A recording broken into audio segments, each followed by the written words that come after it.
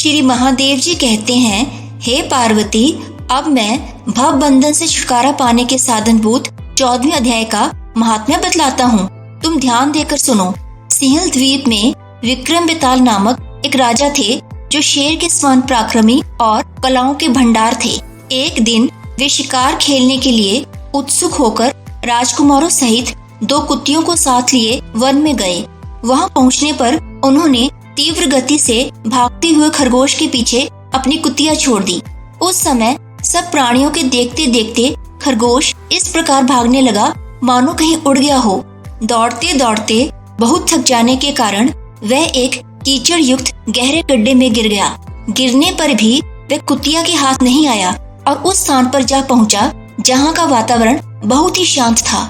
वहां हिरण निर्भय होकर सब और वृक्षों की छाया में बैठे रहते थे। बंदर भी अपने आप टूटकर गिरे हुए नारियल के फलों और पके हुए आमों से पूर्ण तृप्त रहते थे। वहां शेर हाथी के बच्चों के साथ खेलते और सांप निडर होकर मोर के पंखों में घुस जाते थे। उस स्थान पर एक आश्रम के भीतर वत्स नामक मुनि रहते थे जो जितेंद्रिय एवं शांत भाव से निरंतर गीता के 14वें अध्याय का पाठ किया करते थे।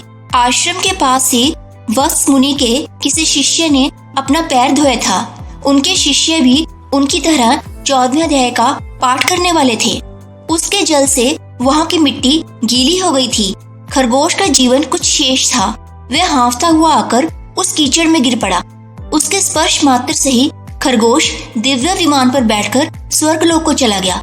फिर कुतिया भी उसका पीछा करते हुए आई। वहां उसके शरीर में भी कुछ कीचड़ के छींटे लग गए। फिर भूख प्यास की पीड़ा से रहित हो कुतिया का रूप त्याग कर उसने दिव्यांगना का रमणीय रूप धारण कर लिया। वह गंधर्वों से सुशोभित दिव्य विमान पर आरूढ़ हो वह भी स्वर्गलोक को चली गई। यह देख मुनि के मेधावी शिष्य हंसने लगे। उन दोनों के पूर्व जन्म के वैर का कारण सोचकर उन्हें बड़ा विस्मय हुआ था। उस समय राजा के नेत्र भी आश्चर्य से चकित हो उठे।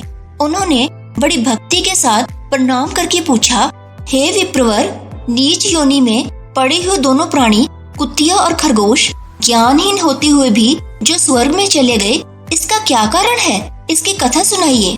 शिष्य ने कहा, हे राजन, इस वन में वत्स नामक ब्राह्मण रहते हैं। वे बड़े जितेंद्रिय महात्मा हैं। गीता के 14वें अध्याय का सदा जप किया करते हैं। मैं उन्हीं का शिष्य हूँ। मैंने भी ब्रह्म विद्या में विशेषज्ञता प्राप्त की है।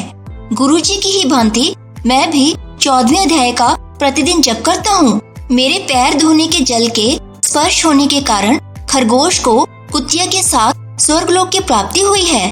अब मैं अपने हंसने का कारण बताता हूँ।